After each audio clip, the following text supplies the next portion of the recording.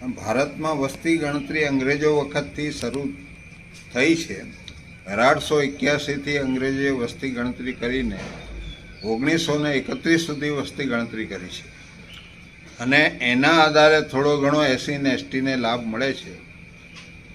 ઓબીસીની પણ વસ્તી ગણતરી થવી જોઈએ, હજુ સુધી થઈ નથી.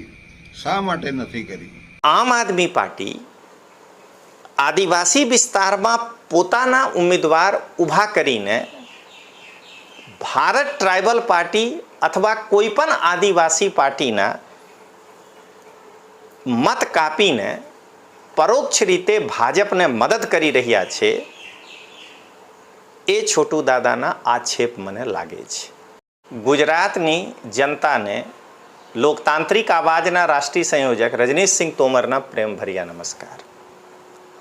મિત્રો, ગુજરાતના ઝઘડિયા વિધાનસભાના 7 વખત ધારાસભ્ય રહી ચૂક્યા છે.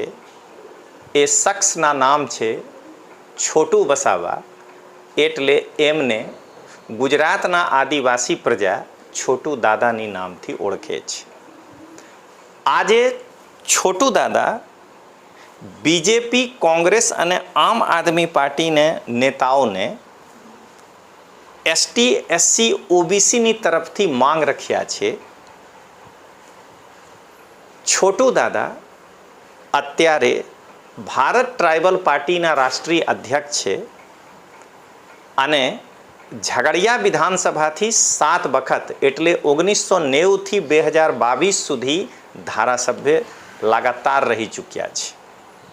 તો તમે પહેલાં આ જુઓ કે છોટુ વસાવા એટલે છોટુ દાદા જે ઝઘડિયા વિધાનસભાના 7 વખતના ધારાસભ્ય રહી ચૂક્યા છે, બીજેપી હોય કે કોંગ્રેસ હોય કે આમ આદમી પાર્ટી હોય, એમના નેતૃત્વને એસટી, એસસી, ઓબીસી તરફથી શું માંગ રાખ્યા છે તો તમે પહેલાં આ વિડીયો જુઓ. ભારતમાં વસ્તી ગણતરી અંગ્રેજો વખતથી શરૂ થઈ છે. 1881થી અંગ્રેજોએ વસ્તી ગણતરી કરીને 1931 સુધી વસ્તી ગણતરી કરી છે અને એના આધારે થોડો ઘણો એસસી ને એસટીને લાભ મળે છે. ઓબીસીની પણ વસ્તી ગણતરી થવી જોઈએ, હજુ સુધી થઈ નથી. શા માટે નથી કરી? કેમ કે હું માનું છું ત્યાં લગી અંગ્રેજોએ જે વખત શરૂ કર્યું છે 81થી 31 સુધી, તો એ બૌદ્ધ ભારત કહેવાય. અને 31 પછી 41થી જે વસ્તી ગણતરી કરવાનું ટાળ્યું છે એ તો બ્રાહ્મણ ભારત તરફ આગળ વધી રહેલો દેશ છે, એમ કહીએ તો ખોટું નથી. આ લોકોએ વસ્તી ગણતરી કરીને ભારતનો જે આંકડા મેળવે છે, એનએસએસઓ જે નેશનલ સેમ્પલ સર્વે, એ આખું ડિપાર્ટમેન્ટ બનાવ્યું છે. તો આટલા વર્ષની અંદર શા માટે એ લોકોએ વસ્તી ગણતરી આની પાસે નથી કરાવી? કારણ કે એસસી એસટીનો ઓબીસીની અનામત હોય અને એ અનામત છુપાવવા માટે એ લોકોએ વસ્તી ગણતરી નહીં કરવાનું આ એક મિશન ભારતના મૂળ લોકોના વિરુદ્ધમાં શરૂ કર્યું છે, એમ કહે તો ખોટું નથી. અમારી અલગથી પહેચાન પાર્લામેન્ટમાં નહીં થાય, વિધાનસભામાં નહીં થાય, તાલુકા જિલ્લાઓમાં નહીં થાય, એટલા માટે આ છુપાવીને રાખ્યું છે. કેમ કે ભાજપ એ કોઈ એસટી નથી, ભાજપ કોઈ એસસી નથી, ભાજપ કોઈ ઓબીસી નથી.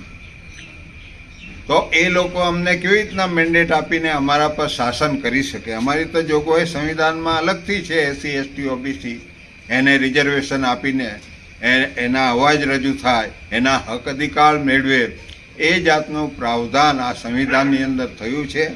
એને છુપાવી રાખવા માટે વસ્તી ગણતરી નહીં કરવી ને આ લોકોને કોઈ ફાયદો નહીં થાય એ જાતની વ્યવસ્થા આ લોકોએ બનાવી છે. એને હું વખોડું છું અને આ વ્યવસ્થા અમને સત્તામાં લાવવા માટે વસ્તી ગણતરી કરીને અમારા હક અધિકાર આપવા જોઈએ અને પાર્લામેન્ટની અંદર અલગથી અમારી જે રિઝર્વ સીટો હોય એની પહેચાન થવી જોઈએ. ભાજપ તરીકે નહીં, એમાં ચૂંટાઈને જતા લોકો એ ભાજપ તરીકે નહીં પણ રિઝર્વ સીટ છે એ પ્રમાણે થવું જોઈએ, તો જ અમને લાભ થશે, અમારા હક અધિકાર આ દેશમાં મળશે અને આ દેશ અમારો બનશે, મૂળ નિવાસીઓનો આ દેશ બનશે. બાકી એ લોકો હિન્દુ રાષ્ટ્ર બનાવવાની જે વાત કરે છે એ આબાદી છુપાવીને આ ધંધો કરવા માગે છે, એવું હું પોતે માનું છું. તમે વિડીયો જોયા. ઝઘડિયા વિધાનસભાના 7 વખતના રહી ચૂકેલા ધારાસભ્ય છોટુ વસાવા એટલે છોટુ દાદાના વક્તવ્યથી હું 3 નિષ્કર્ષ નીકાળ્યા છું, જે હું તમારા સમક્ષ રાખી રહ્યા છું.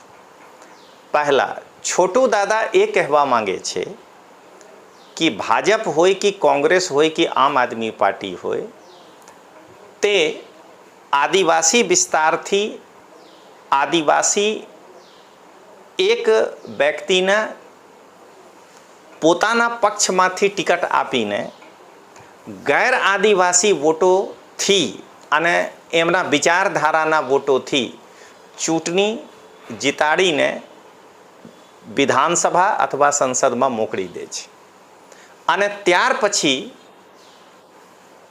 ચૂંટાયેલા પ્રતિનિધિ આદિવાસીઓના પ્રતિનિધિત્વ કરતા નથી, તે ફક્ત કઠપુતલી બનીને બીજેપી હોય કે કોંગ્રેસ હોય કે આમ આદમી પાર્ટી હોય તેના કઠપુતલી બનીને સંસદ અથવા વિધાનસભામાં પોતાના મંતવ્ય રજૂ કરે છે.